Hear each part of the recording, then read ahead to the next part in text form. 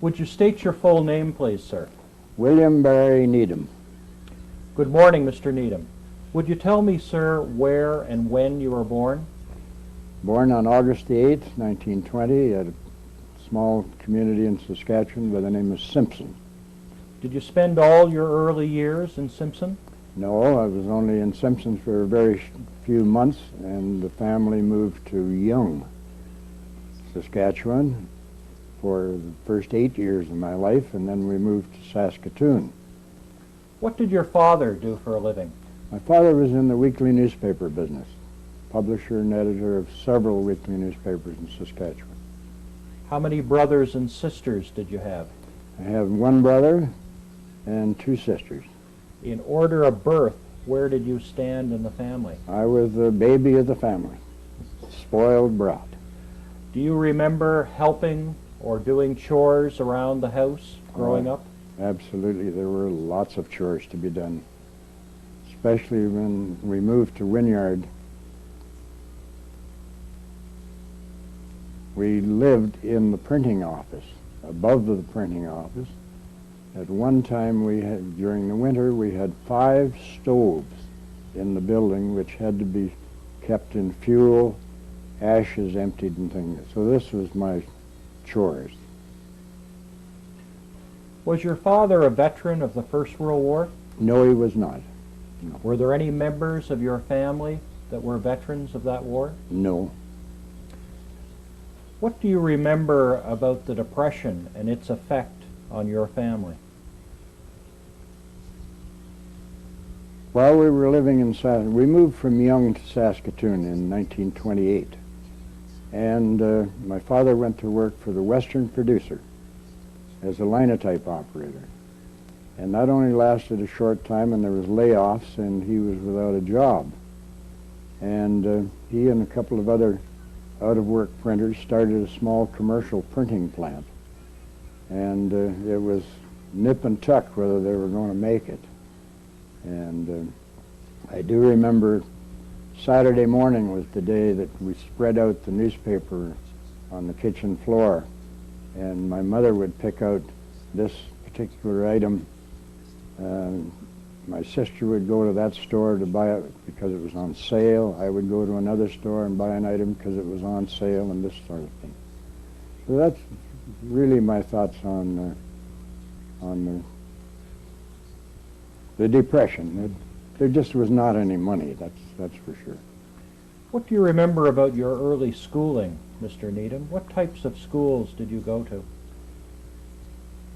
I started school in Young, of course, for the first 2 or 3 grades, which is then in Saskatoon. I was there until up to grade 8.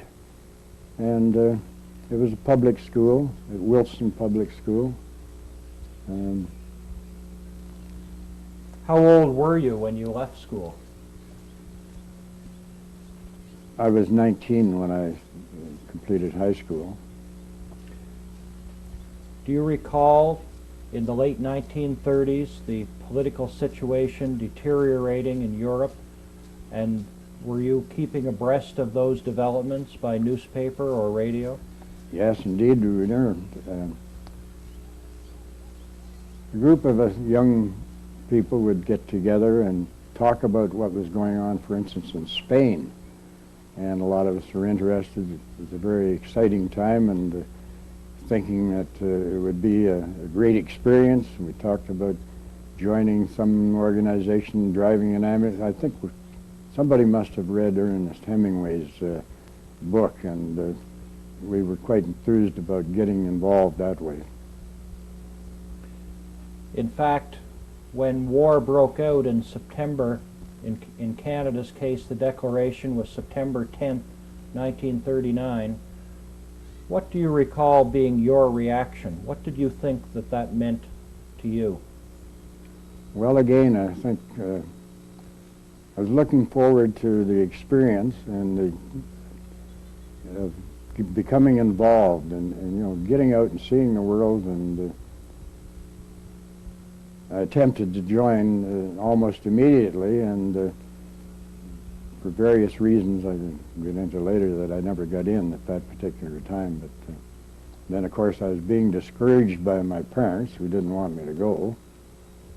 But What do you remember your parents saying to you about not going? well, only that they didn't think there was any hurry. You know, don't go rushing in. And that was about it. Were you still in school at that time? No, I had finished school, and I was working in the printing office for my father at that time. Were you helping out the family by working as well? Well, this is what I was doing, working for my father in the printing office. How long did you stay with him? Oh, that would be for about a year until I joined the service. How old were you when you joined the service? I was 19 years old. During that first year of the war, the situation was certainly not in the Allied favor. The Low Countries had been invaded, France had been overrun, Dunkirk had occurred, the BEF, the British Expeditionary Force, had been sent back to the United Kingdom. What do you remember about that period of time? To be very frank, I cannot remember too awfully much as it being something that made a great impression on me anyway. I just do not remember that. Being terribly impressed or worried or concerned at that time at all. When was it that you volunteered? It would be in actually of January 1940 when I first went to Regina to attempt to get in the service, and I had a medical, and they sent me home and said, quit smoking and put on some weight. I only weighed 115 pounds, and they just didn't want me at that particular time. What service was it that you tried to join? First of all, I tried the Navy, believe it or not, and it seems to me, if I remember correctly now, that the form was for 7-year sign-up at that time, and this wasn't just wartime service. This was to join the Navy on a permanent basis. When I came to that portion of the application, 7 years, I said, and consequently changed my mind and tried the Air Force.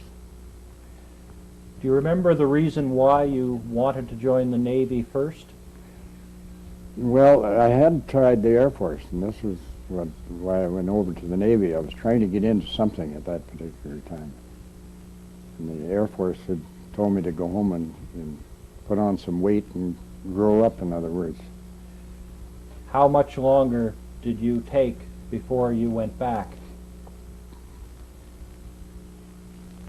It was not until about September or October of 1940 that I finally was accepted into the service.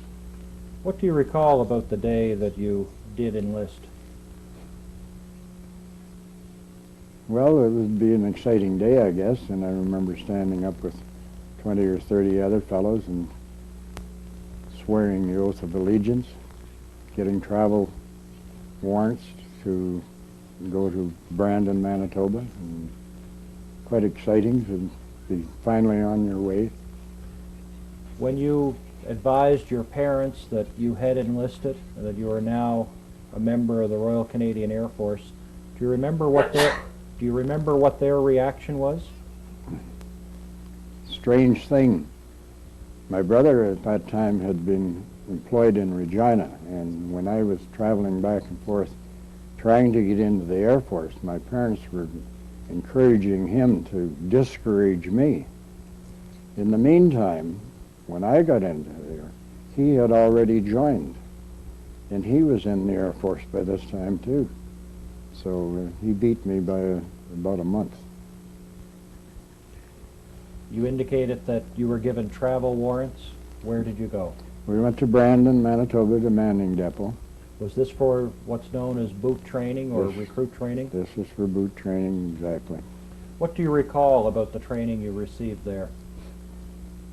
Well, it was quite an experience. The barracks were the old arena, the skating rink, and recall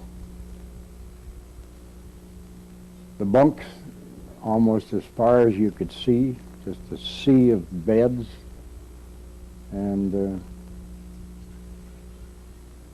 that was about it.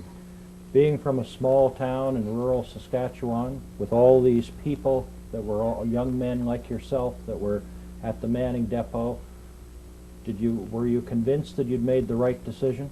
Oh yes, I don't think there's any doubt about that. The Air Force was the cream of the crop, and we like to think so anyway. Was it your wish at that time to become a pilot? Yes, it was. Yeah, absolutely. After Manning Depot, what happened? Well, from Manning Depot, we went to a small group of us, about 30. We're posted to Prince Rupert, British Columbia on guard duty. And at Rupert, we were there till from about October of 1940 to almost Christmas the same year.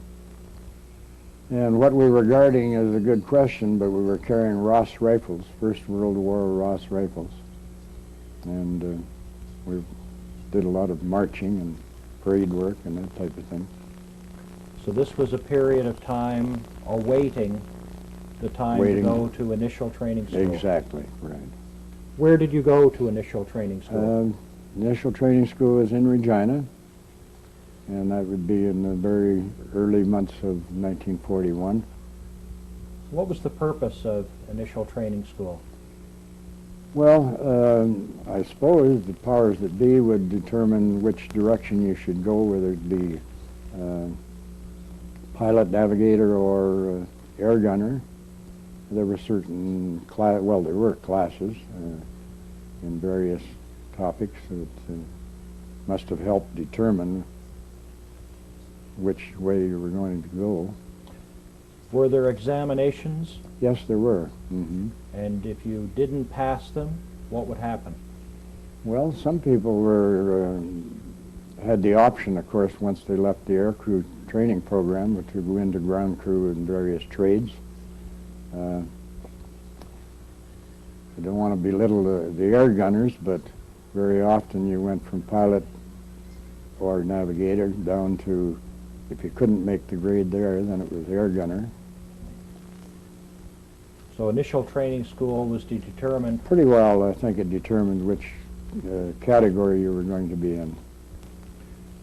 You finished initial training school and were still in the pilot stream? Yes. Yeah. Where did you go next? Right out to the airport in Regina, and had elementary flying school in Regina. What do you recall about the flying that you did there?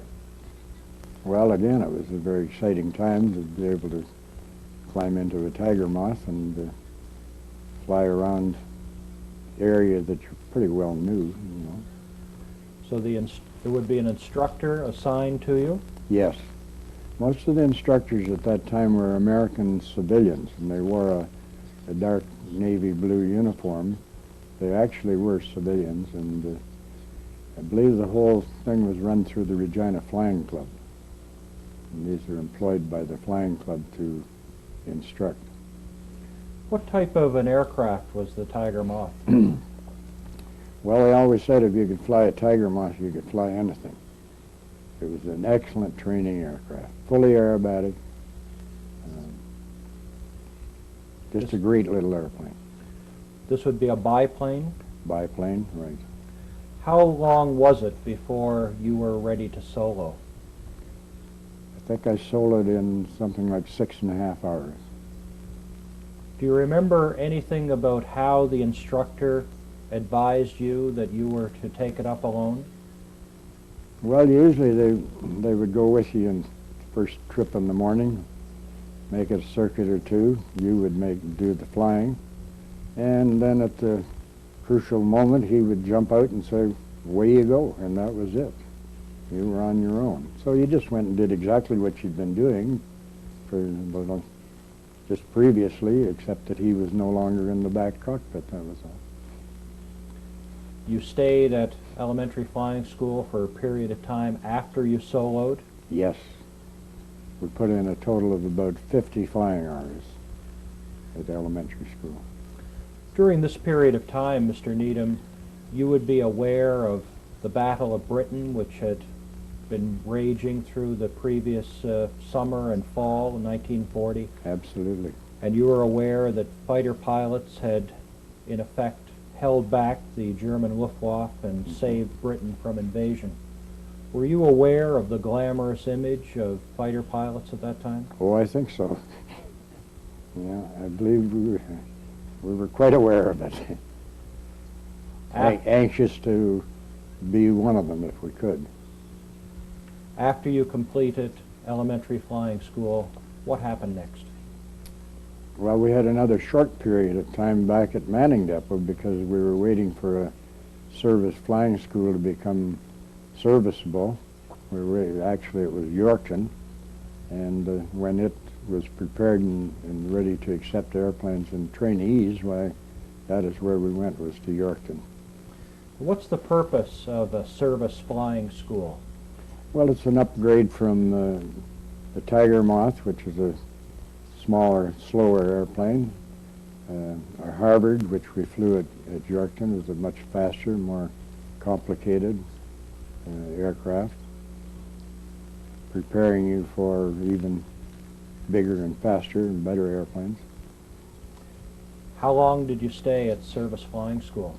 Again, at service flying was by the number of hours that you put in. We did, I believe, 100 hours of flying at service flying school. Was it at service flying school that you obtained your wings? That is where we got our wings, exactly. And you were also advised as to what rank you were to hold? Exactly, yeah. What rank were you awarded? I graduated and got my wings as a sergeant pilot. After you finished at service flying school, where did you go next? Well, we had 30 days leave, and we already had a posting to overseas. We were to report to Halifax for shipment overseas.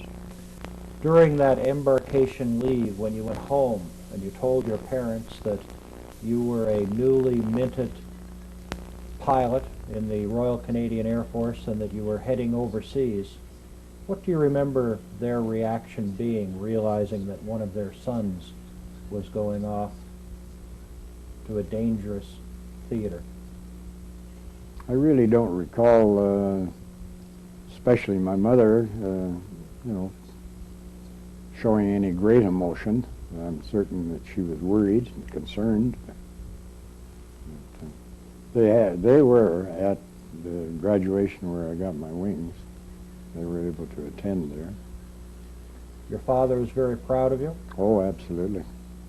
You remember him giving you any advice? No, not particularly, no. Being in the newspaper business, though, I got lots of ink, you can appreciate. So you were written up in the local He newspaper? used to like to brag about me, right. After the embarkation leave was over, you made your way to Halifax? Right. What happened? Well, we sat in Halifax for a matter of, well, just a few days, actually.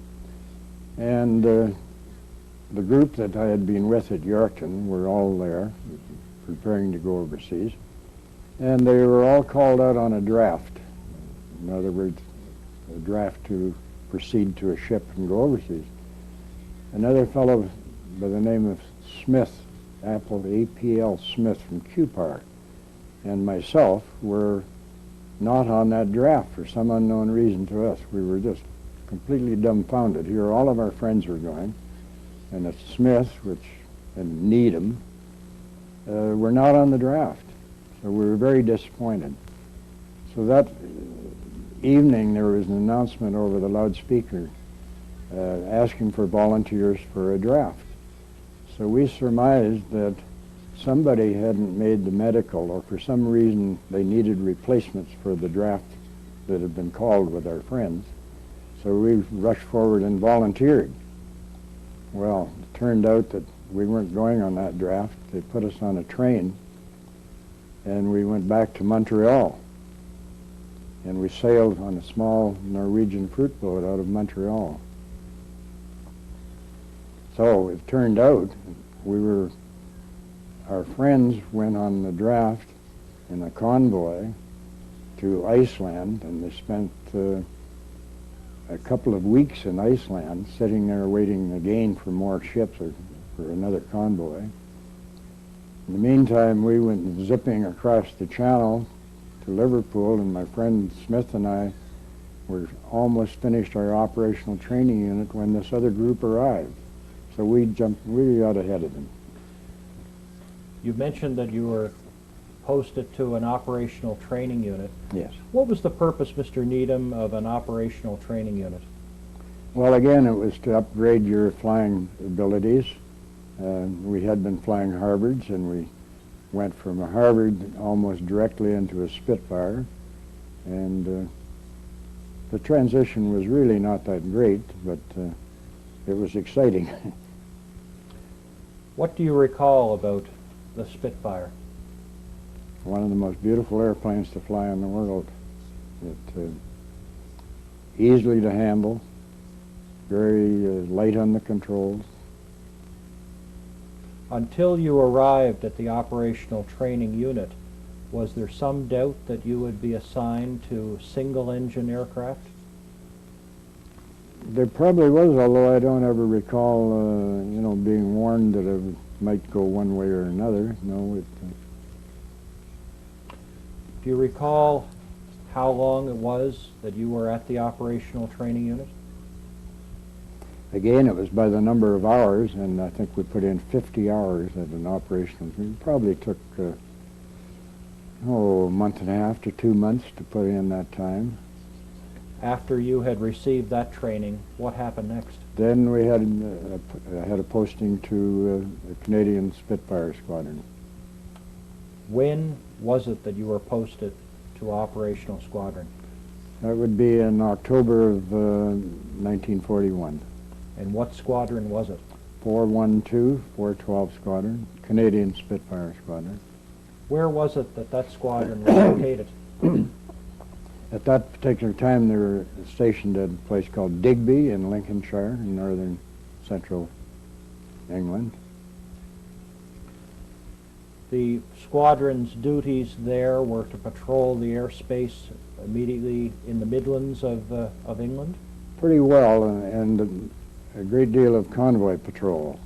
And the convoys were going up and down the coast, and we would patrol and protect them from raiding German aircraft. How long did you stay with that squadron? I was just, this gets lengthy because I did 2 tours of operations, and they were both done with 412 Squadron. And then again, after the war, I went back to 412 Squadron again while they were in the occupation in Germany.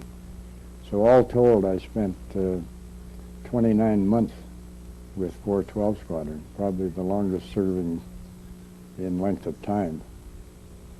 When you first arrived at 412 Squadron as the new recruit to that squadron, what was your first impression of the other men and pilots that were there? Well, a great bunch of people. They took you under their wing, and those who had been there longer. Rod Smith, RIA, who you mentioned previously, was the flight commander, and you were able to talk to pilots who had been there some time, and they gave you the gen, as we called it, on what to do and how to do it. And during that period of the war, in the fall of 1941, what types of air operations were going on out of the United Kingdom? The squadrons in the south of England, those stationed in what we called 11 Group, were doing bomber escort, sweeps across the Channel over Belgium, Holland, France. Occasionally we would go south from Digby to join some of these squadrons and take part in these operations. One of the particular ones that I can remember is the Scharnhorst Geisenhower dash up the English Channel, and our squadron was flew south to join other squadrons on the operation of trying to sink those two ships as they went up the channel. Fortunately, we never found them. The weather was terrible. And in fact, the two German warships, the Schornhorst and the Gneisenau, actually successfully... They successfully got up the channel, that's exactly right, and destroyed a great deal of RAF aircraft while they were doing it. During the winter of 1941-42, what do you remember being the operations that 412 Squadron flew during that period of time? Well, again, we did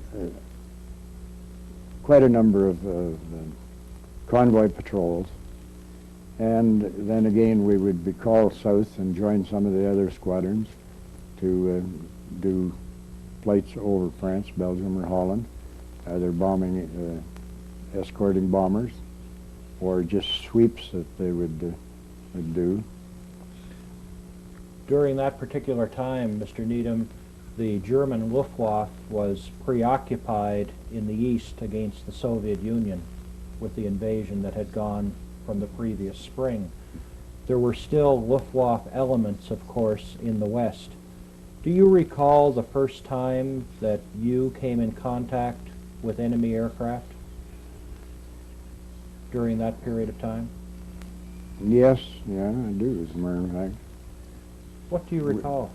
Well, we were escorting the bombers, a group of bombers. I can't even remember which type at the time.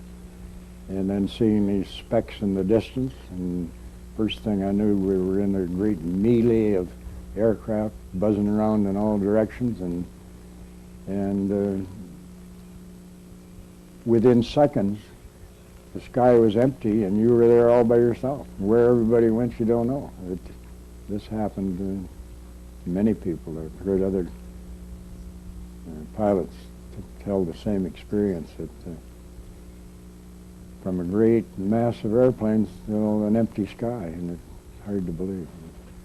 When you first started with 412, were you to be a wingman to a number one? Yes, that's what you were. So you would be. What would be your duties as a number two? You stuck with your leader as closely as you could, and in other words, you were protecting his tail, and stayed with him at all times. Heaven help you if you lost him. Into the spring of 1942, the situation in the Soviet Union was growing more desperate, and Joseph Stalin was crying out for a second front, and eventually the decision was made for the ill-fated Dieppe raid. Mm-hmm. Did you have any involvement in 412 Squadron with the Dieppe raid? Yes, I did.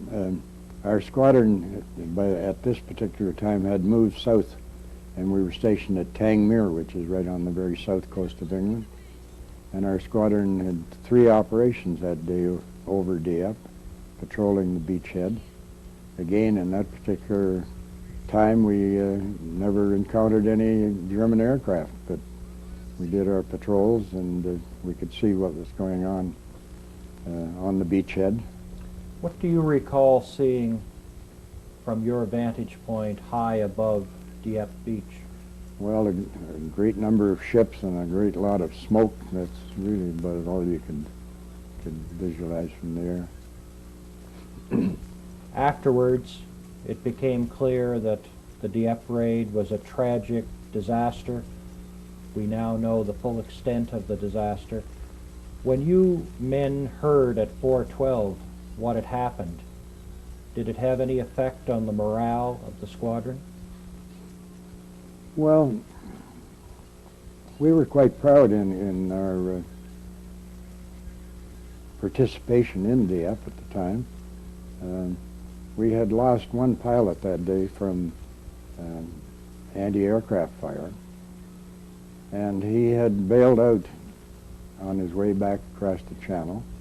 One of the newsreel companies had fortunately taken pictures of him bailing out from the ship that the newsreel person was on. They went over, and this pilot crawled up a scrambling net over the side of the...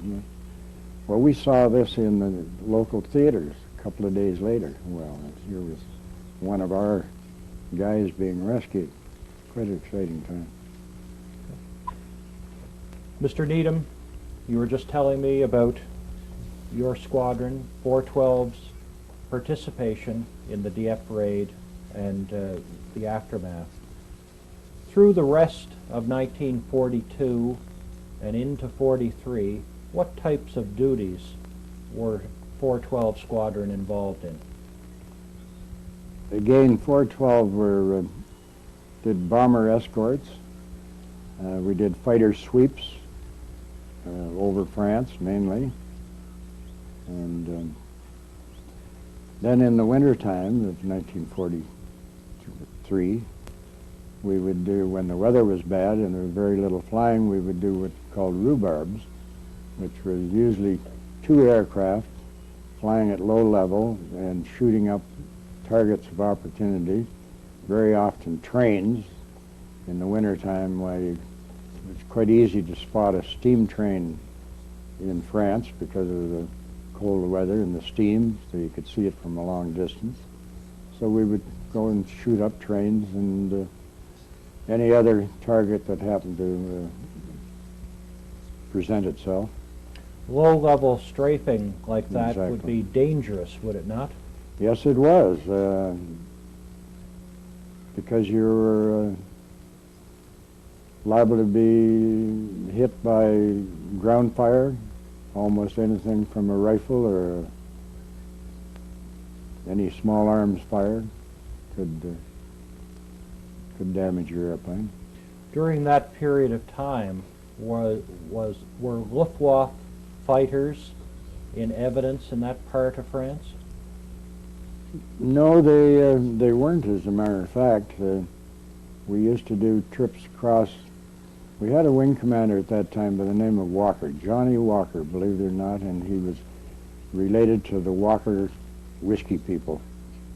And he was an RAF wing commander, and he had a favorite operation that he used to take the wing on, usually on a Sunday morning. And we'd go over at very low level from Tangmere, and when we got close to the French coast, we would climb like crazy and try to get up to 10,000, 15,000 feet and hopefully catch what they call the Abbeville boys. And that was a German wing stationed at Abbeville.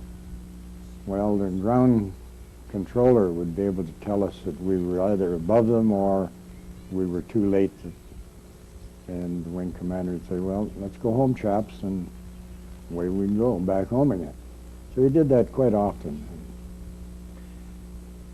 During that period of time, you also indicated that you were involved in bomber escort as well.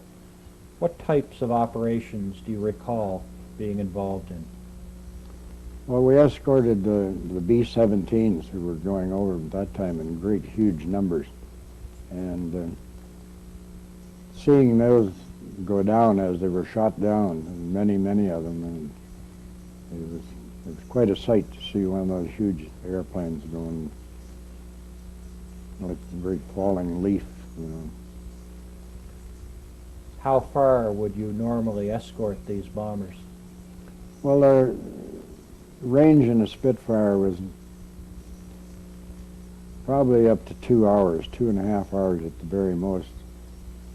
At the very early part, we didn't have long-range tanks, but then when they were added, why, it extended our period of operations a little longer. We carried 90-gallon exterior tanks, so you would be able to escort bombers into France beyond Paris before you had to turn around and go back. Well, then that left the bombers completely unprotected from then on, and until later on in the war when they did develop aircraft with even better, longer periods of operation.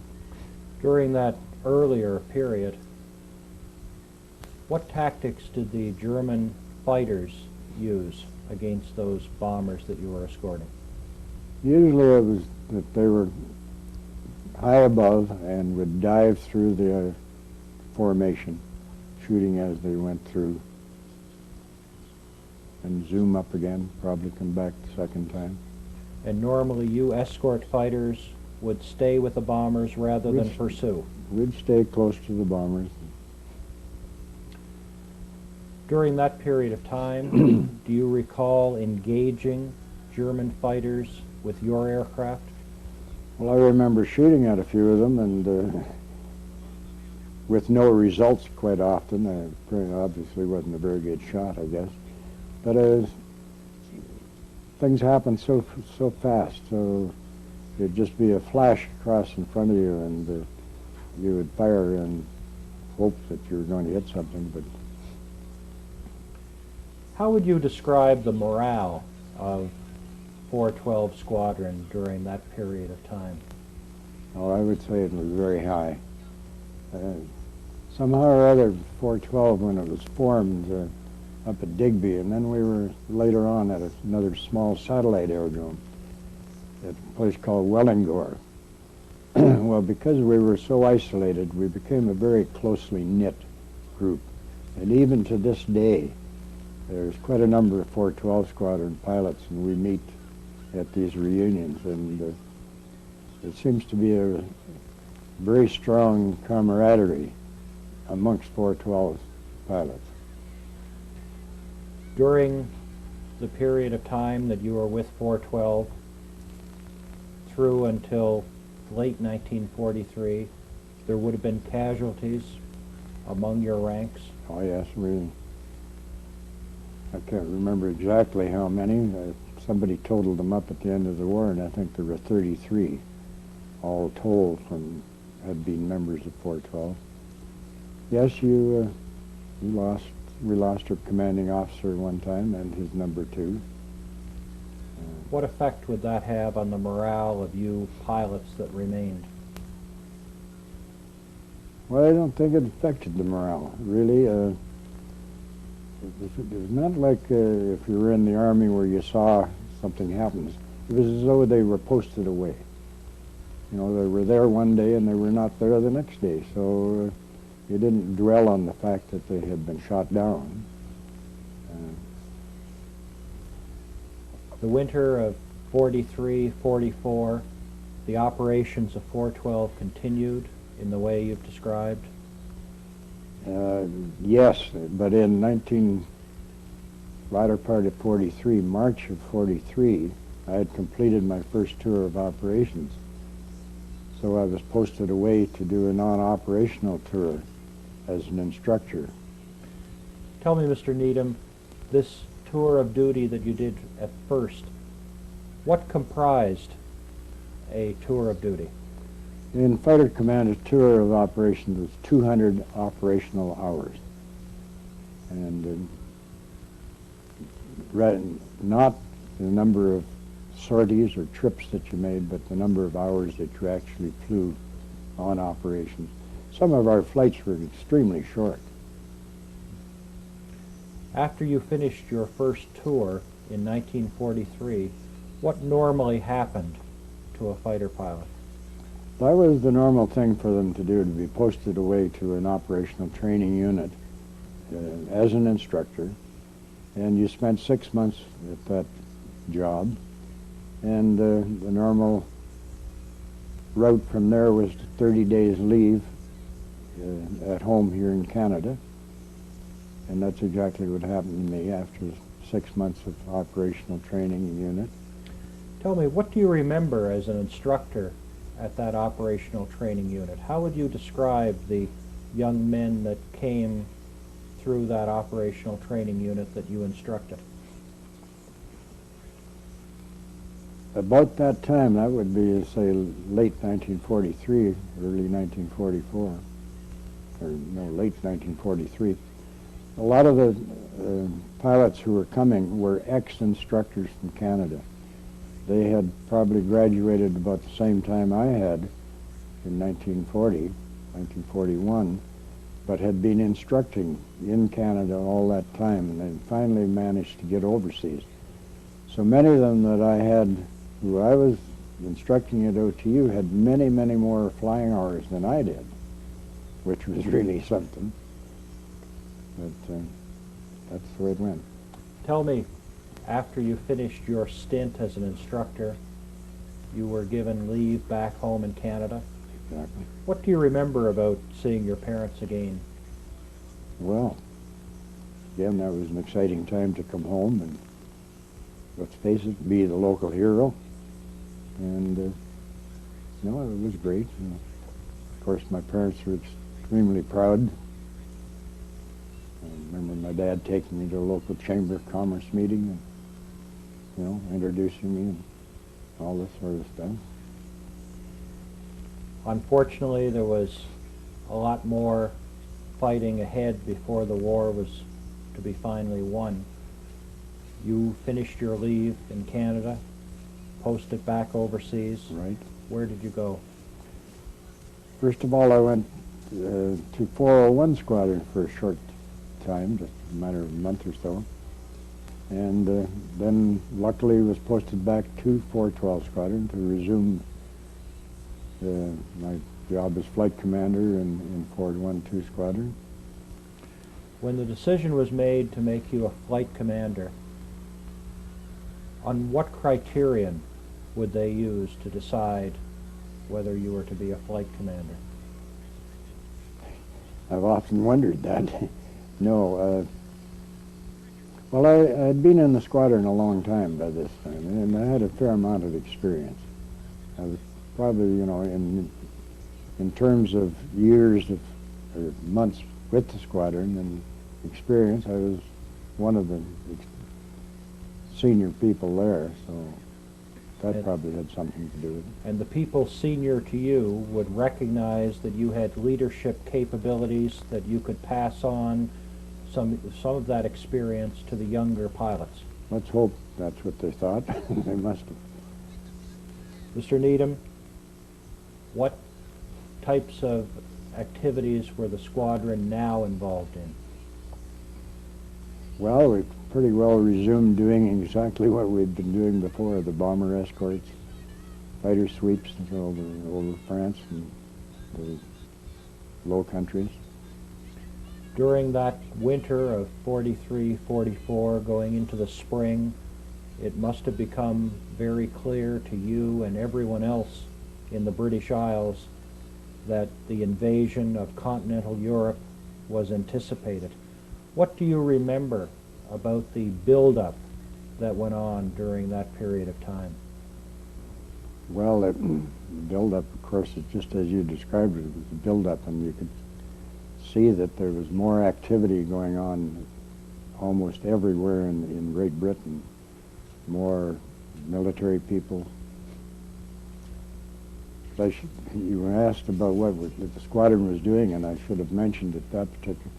One of the new things that we undertook at about that time was dive bombing with the use of Spitfires. And we were dive bombing carrying 500 and 1,000 pound bombs. And that was a brand new experience to Spitfire pilots, because we had no bomb sight, and you just bombed visually through your gun sight in the nose of the aircraft, and as you thought you were in a good position, you dropped your bomb. And what we were bombing was what we called no-ball targets, and it turned out they were V1 rocket sites in the Low Countries, Belgium, Holland. Nobody told us really what we were bombing. You had a target of be a couple of small buildings in the middle of the woods, but we weren't familiar or didn't know at the time that these were V1 rocket sites. Had in fact the campaign been started against the British Isles? No, it hadn't. No, it did not start until actually after D-Day. So even prior to D-Day, you were bombing these sites? We were bombing these sites.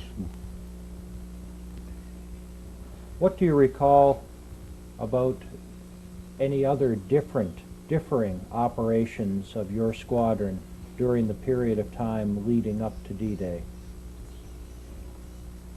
Well, early on, not at this particular time, but earlier, I should go back now to 1942. Our squadron was involved in an attack on 5 German E-boats right off the Dutch coast. And the squadron, we sunk 2 of the E-boats and damaged the other 3. And the squadron received a commendation from the Royal Navy for that operation. These E-boats were German vessels that were trying to intercept the coastal trade around Right. Great Britain? Yes, they were. That's right. It would be difficult at the best of times to strafe those types of vessels, and your squadron was able to carry out those types of attacks and be that successful. Oh, yes. Yeah, very much so. The Spitfire, we had 2 cannons and 4 machine guns in each aircraft, and that's quite a... How unusual was it for a squadron to receive a citation like that? I really don't know. From the Admiralty, it was quite an honor, I think, for the squadron. Because Mr. Needham, coming back to 1944 and the Mhm. preparations for D-Day, do you recall other targets that the squadron was involved in or other activities just prior to D-Day itself? it was pretty well the routine of escorting bombers the majority of the time. Did it appear to you that the Luftwaffe resistance was increasing, or was it still very, very almost negligible? It was almost negligible. Very rarely did you ever see a German aircraft in the air. On June 6, 1944, the invasion of Europe began, and what was to become eventually the Northwest European Campaign to end the war. What do you remember about the involvement of 412 Squadron in those events? Well, I remember being awakened very early that morning and being briefed this was D-Day. Of course, had been building up to it, and everybody knew that it was very, very shortly, and so we were briefed, of course, to do a patrol over the beachhead, and it was mapped out and explained to us the 3 beaches, Sword, Juno, and so on, and I'm not just sure where I should go with that. You were mapped. It was told to you. We were told the area to patrol, and what we did was patrol the beachhead, over the beachhead. Were you patrolling all 5 of the invasion sites, or No, just just the 3 major Canadian. And British? Yes. Gold, Sword, and Juno. That's correct. What do you remember about that first day? Do you have anything in your mind's eye about the naval vessels or the ships that were involved in D-Day? Only that there was such a tremendous number of them in the water. Great clouds of smoke, and At the time, Mr. Needham, did you fully comprehend the magnitude of what you were taking part in? I really don't think so. It was pretty difficult to just imagine how big this was, really. In the days that followed the D-Day landing, do you have any recollection of what 412 Squadron did for the period of time following the invasion? Mainly what we did was patrol behind the bomb line, looking for targets of opportunity. Could be transport, could be tanks, could be troops on the ground. Almost anything that moved that looked as though it was military was the target to be shot up. Shortly after the Battle of Normandy had been joined, there developed a large encirclement known as the Falaise Gap. Was your squadron involved in the elimination of that encirclement? Well, unfortunately, I missed the Falais Gap because I was shot down right near Falais just prior to the encirclement. It would be on July the 7th of 1944. What do you remember about the day you were shot down? How did it happen? Well, again, we were patrolling, and I had spotted a large transport followed by a dispatch rider on one of the French roads, so I dove down and shot at both of them up. And at that particular time, while I was hit by ground fire, anti-aircraft fire, my aircraft was on fire, so I was able to bail out. Shortly after, I was taken prisoner of war. You knew that you were behind enemy lines when you bailed out? Oh, yes. Well, I was coming down in my parachute. I could see them.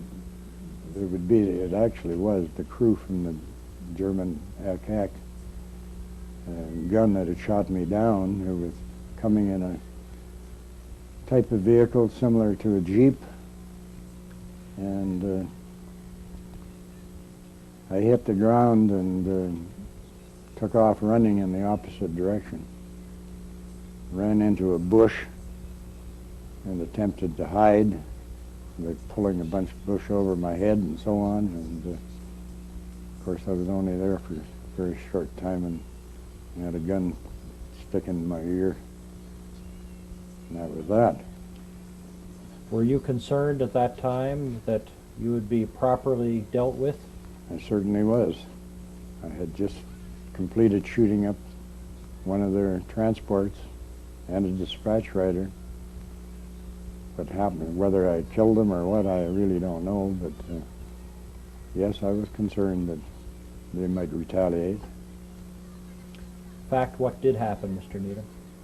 Well, I was burned before I got out of the aircraft, and they picked me up, and they were quite concerned which AK gun had shot me down. There were two units, I guess, and they were both claiming to have been the victor. And anyway, I was taken to, they had a headquarters in a small village nearby, and they took me to an officer there, and he apparently told them what they should do with me, and we went from there to another aerodrome, as a matter of fact, and I was interviewed, and it took 3 or 4 days before I eventually wound up in a prisoner of war hospital. During that period of time leading up to getting to the hospital, what was your impression of the German rear area? Did it appear that it was well organized and that it was calm? No, I was willing to bet, and as a matter of fact, I told the Germans that the war was over as far as they were concerned, but there wasn't, they couldn't move a wheel behind the bomb line, what they would be shot up. And it just appeared to me that the war could not last much longer. It really. Eventually, they took you to a prisoner of war hospital. Right. Do you recall how long you were there? Yeah, I was there just a little over 30 days. And the hospital was recaptured by the advancing invasion army. Happened to be General George Patton, believe it or not. Two-gun Patton. So the German medical staff felt the best thing to do was to leave you wounded men where you were? Well, the truth of the matter is there were no German staff. They had captured 600 or 700 American paratroopers on D-Day. They had been wounded. Most of them were wounded. All of them were wounded, as a matter of fact. So they took over an old school building and turned it into a hospital and had the French people take it over and look after it. All they did was put up a guard around the place and called it a POW hospital. And the French were responsible for looking after we had young German or French student nurses would come in the morning every day and do their duties and then go home at night and come back the next day. German doctors would come through every day or two, but the French doctor, who was 83 years old, came out of retirement. He was the main doctor in the camp. You received some medical care for your injuries? Yeah, actually, for burns, the only treatment I got was mercurochrome. They would pour mercurochrome over the burned area and then peel off the scabs when they formed. After you were liberated by U.S. forces, Mm-hmm. what happened next? Well, we were flown back to England, and after a short period of time, eventually sent back to Canada. You received further medical care in England? Some medical care in England, but by this time I was pretty well, my burns had pretty well healed, enough that I could be out on my own. They had sent you back to Canada for what purpose? Well, once you'd been a prisoner of war, they did not allow you to go back into that same theater of operations. So I came home on leave, and they said, well, what do you want to do? And I wanted to continue flying, so I said I would like to go into a ferry squadron, thinking that I could ferry aircraft across the Atlantic through Great Britain. Well, it didn't quite happen that way, but I did join the ferry squadron, and we ferried aircraft within Canada. Is that how you completed your service during the war? No, I did that until January of 1946. And at that time, I managed to get a posting back to 412 Squadron, my original squadron, who by this time were stationed at a place called Uetersen in Germany. And it was there to be on the occupational forces, supposedly for a 2-year period. So I did join them at Uetersen, and that only lasted for a couple of months, and the powers that be decided the occupation force would fold up and come back to Canada, so that was the end of that. So your ferry command duties was basically how you finished World War II. Yeah, pretty well, that's correct. When you heard that the war had ended in Europe on May 8th, 1945, do you recall your reaction? Probably a great relief. I imagine we went out and celebrated. I don't remember the details. I think I was out on a flight at that particular time, I believe, in Lethbridge. You had decided to stay in the Royal Canadian Air Force, and in fact, you indicated you were posted back overseas in January of 1946. Right. When you got back to Europe, what was your impression of Germany? Well, Uetersen, this aerodrome that we were at, is very close to Hamburg. And I arrived from England, and we were taken from the aerodrome by transport through Hamburg to get to where we were going. And the destruction was absolutely indescribable. There wasn't a building standing. It was just a great pile of rubble on both sides of the road, and it was like driving down a tunnel, heaped with rubble on both sides. Just indescribable, the damage that had been done in Hamburg. Did you have any contact with German civilians? Oh yes, we had German civilians. We had taken over a former Luftwaffe mess, and we had German staff who provided the food, did various duties. We had a 17-piece German band. They used to come in and play music at noon hour and during our luncheon time. Nice German waltzes, etc. They got paid in cigarettes. How did the Germans feel towards you Canadian pilots? They didn't show any real animosity. They're quite subdued. Mr. Needham, you've indicated to me your career in the Royal Canadian Air Force up till and including the Army of Occupation. Could you tell me, sir, what your operational record was as a fighter pilot? Officially, I was credited with a half of a German Junkers 88, 3 or 4 damaged, which were claims for damaging a German aircraft in the air.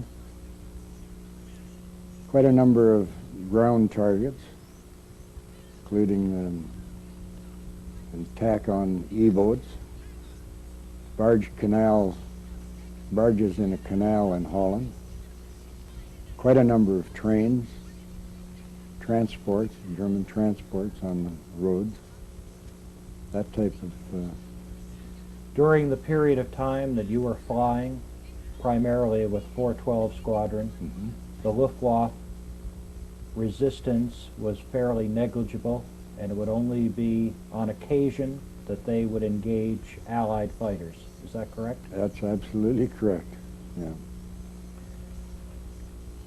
When you look back on your career with the Royal Canadian Air Force as a fighter pilot, and you consider those events that occurred to you, including the loss of friends and squadron mates, when you look back on your experience, how would you say that that experience affected you in later life? Well, even today I keep saying to myself, why me? How fortunate, to be able to go through 2 tours of operations and survive, and whereas others didn't make it. Now, it's a good question. Why one person survives? Good luck? Goodwill? I don't know. I feel very fortunate anyway. Would you say that your experience in the Air Force affected the way you lived the rest of your life? Oh, absolutely.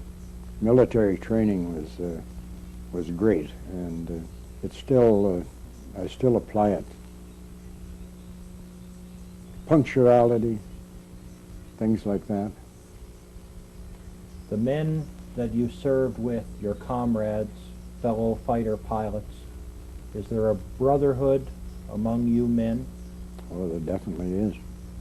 Camaraderie is fantastic. And it shows that our reunions, and I mentioned earlier about the camaraderie in 412 Squadron, there's a special feeling of amongst us. I don't know whether it applies in the other squadrons or not, but 412 had it. And Mr. Needham, to keep a fighter squadron operational and to keep the machines at peak efficiency required ground crew and individuals behind the scenes. What would you say about the men that operated as ground crew in squadrons that you were involved with? very dedicated group. Couldn't ask for a better bunch. We jumped in the airplane knowing that it was serviceable, knowing that it was going to fly without any questions.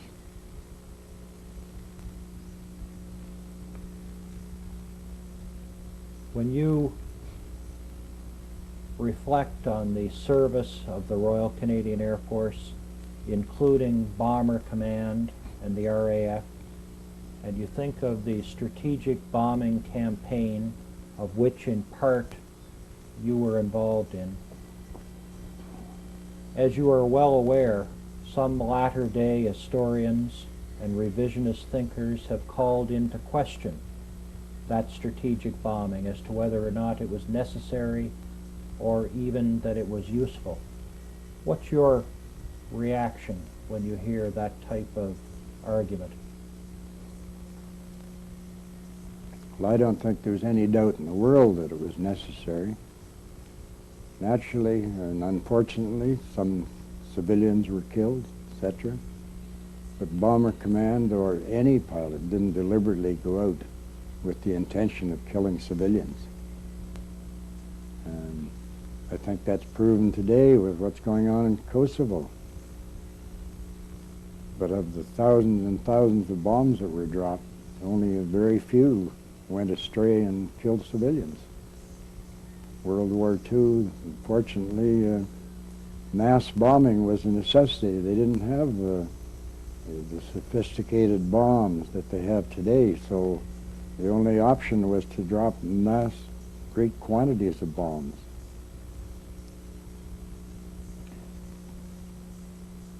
When you reflect back on your service and that of your comrades, Canadian fighter pilots, when you think of their service and their contribution to the victory in World War II, how would you describe the contribution made?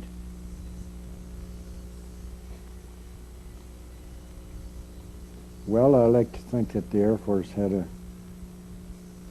great deal to do with victory.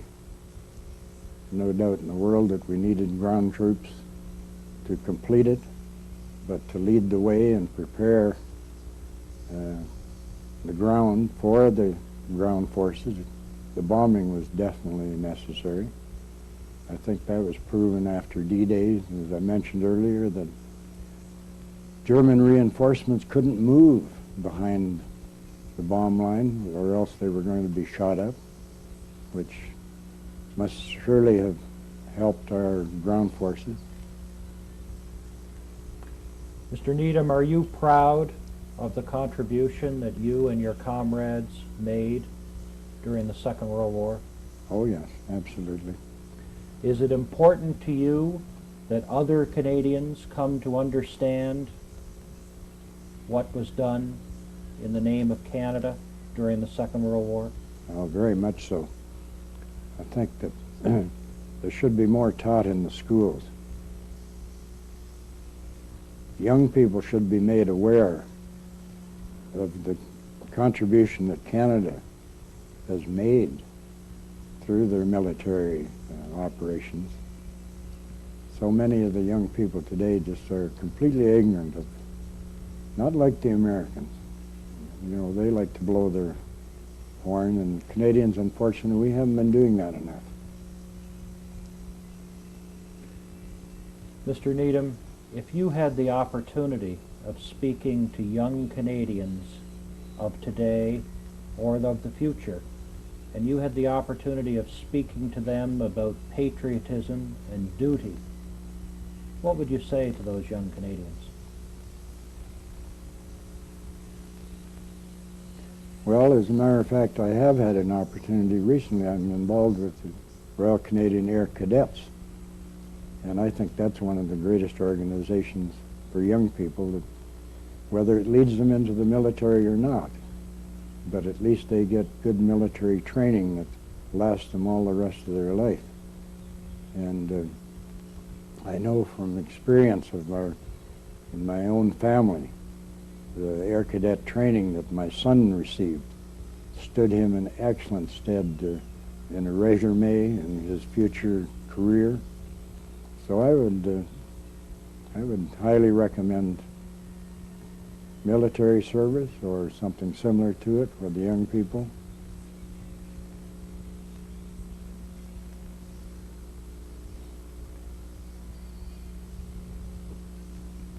Mr. Needham, I want you to know that it's been a great honor and privilege to have spoken with you this morning. I want you to know, sir, that we very much appreciate the service that you gave Canada during the Second World War. I want you to know as well that we very much appreciate the service that you've given us today in relating some of your experiences. Thank you very much. You are entirely welcome. The squadron leader serving in the RAF. Got my name. Well, that part doesn't matter. He's a historian and an author, and he's published 3 books.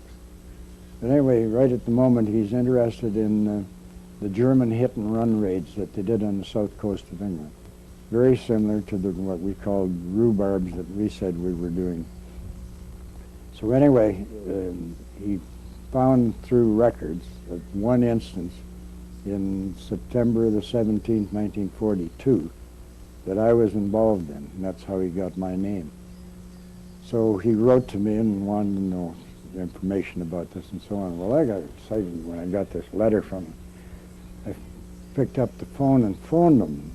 Well, I forgot the 7 hours difference in time in the middle of the night in England. You know.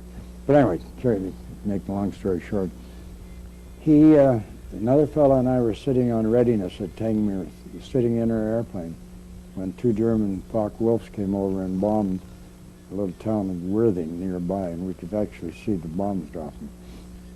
So we took off and chased them across the channel, and we shot one down, and the other shot the one down, and I damaged one. Well, this squadron leader has been in touch with the brother of the one that I damaged. The fellow that I damaged was killed towards the end of the war.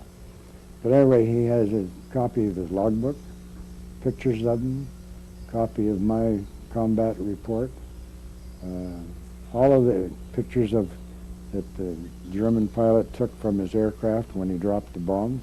I have all that information that he sent to me just recently. You know what I mean? Which I guess personalizes the whole Yeah. thing. Oh, absolutely. Yeah. Yeah. Here's a picture of the guy and the whole, and the German cross and the whole thing. What was your reaction when you actually looked at the photograph of a face of somebody that you had been locked in mortal combat with? I mean, well, the guy survived. You know, this is the point. I didn't kill him or anything. So. But it wasn't for want of trying. No, it wasn't for want of trying. That's for darn sure. No, that's for sure. He I was a don't know. young man, the same as you? Yeah. Oh, yeah. Yeah. His name was Wenger, W-E-N-G-E-R.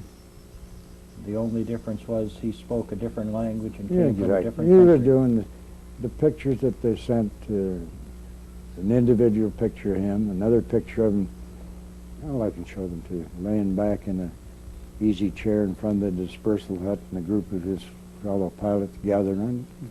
Could have been taken in England.